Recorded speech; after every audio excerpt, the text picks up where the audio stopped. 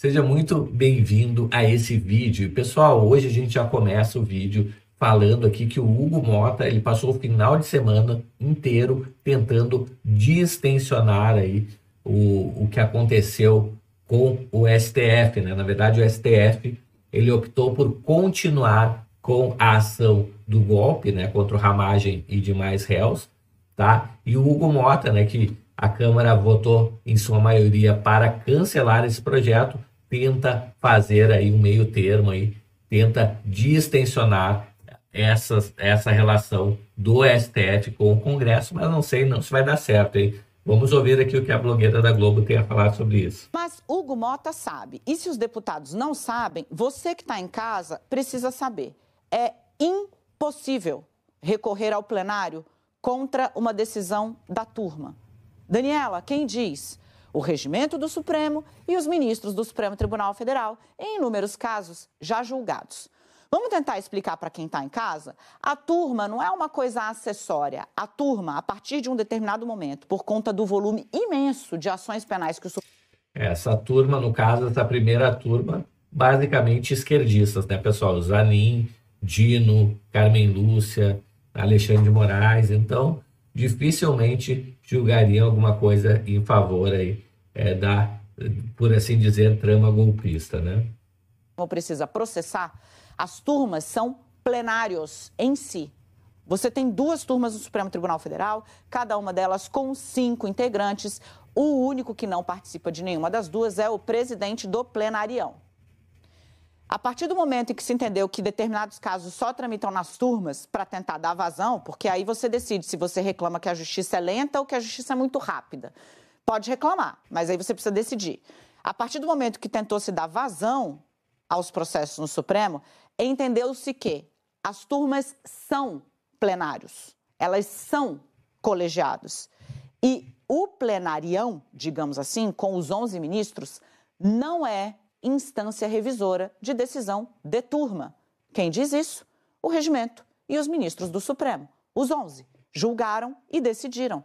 Plenário grande, o plenarião, digamos assim, não é instância revisora das turmas. Ela está falando aqui, pessoal, que depois que a primeira turma decidiu, mesmo sendo formada só por 5 pessoas, está decidido, não tem uma revisão pelos 11 ministros do STF, nada disso. Então, uma vez decidido, já está, a Inês está morta, como falam por aí, né? Dito isso, o movimento político, a fala, a grita, pode acontecer? Pode. Mas Hugo Motta sabe que é impossível fazer um recurso ao plenário se for adotar o direito como base. O que os deputados decidiram rasgar na hora que eles aprovaram esse projeto. O que aconteceu?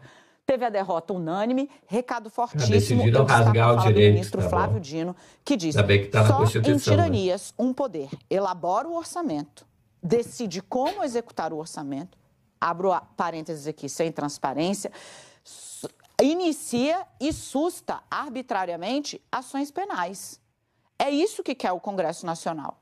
Não é que igualar, ele quer se sobrepor a todos os outros. Tá bom, depois de toda a sobreposição do Supremo em diversas outras épocas aí, agora Daniela Lima vem falar que é o Congresso que quer se sobrepor ao Supremo. O ministro Flávio Dino deu um recado duro, Cristiano Zanin idem, o ministro Alexandre de Moraes fez um voto que era praticamente uma aulinha sobre como você deve ler o artigo 53, mostrando para os deputados que aquilo ali não fazia o menor sentido, e a ministra Carmen Lúcia foi firmíssima também. Tá aí, pessoal. Então, blogueira da Globo falando sobre o que aconteceu na primeira turma e não tem para quem recorrer. E agora a gente vê o Augusto Nunes, né, um repórter brilhante, falando o que os deputados deveriam fazer. A própria sobrevivência, né, política. Nós temos de lembrar que qual foi o ano em que o presidente Bolsonaro tentou nomear superintendente da Polícia Federal, o Ramagem? Em 2020, 2020, por aí. A Constituição diz que a nomeação, a escolha do chefe da Polícia Federal é atribuição exclusiva do presidente da República. Tá, e mesmo assim, sendo atribuição exclusiva do presidente da República, Alexandre de Moraes vetou Ramagem. Alexandre de Moraes veta. Isso foi um erro do presidente Bolsonaro ter aceitado aquilo. A Câmara tem pelo menos 315 trunfos para dizer não. Os deputados que já que negaram, que se opuseram a mais esse abuso do Alexandre de Moraes, esses não devem ter mudado de ideia. Pois fiquem lá no Congresso e mande a polícia, manda o Supremo buscar. Tire do cargo, leva então para uma cadeia, tentem isso. Foi o que fez o Renan Calheiros, conhece bem o Supremo, né? O mais absolvido da história. Tá aí, pessoal, então Augusto Nunes falando aí do que aconteceu no passado, inclusive com o Renan Calheiros, que usou da coragem para desafiar o STF. O mais processado e o mais perdoado. Renan Calheiros foi afastado oficialmente pelo Supremo da presidência do Senado, porque não podia ficar na presidência do Senado, não pode ficar na linha de sucessão presidencial alguém processado pelo Supremo. Ele disse, vem me buscar. Não foram. Vão mandar quem? Polícia Federal, que os 315 deputados têm de mostrar agora coragem moral e, sobretudo, o que tem faltado, coragem física. Física. Enfrentem, como fizeram os deputados que tiveram um papel heróico.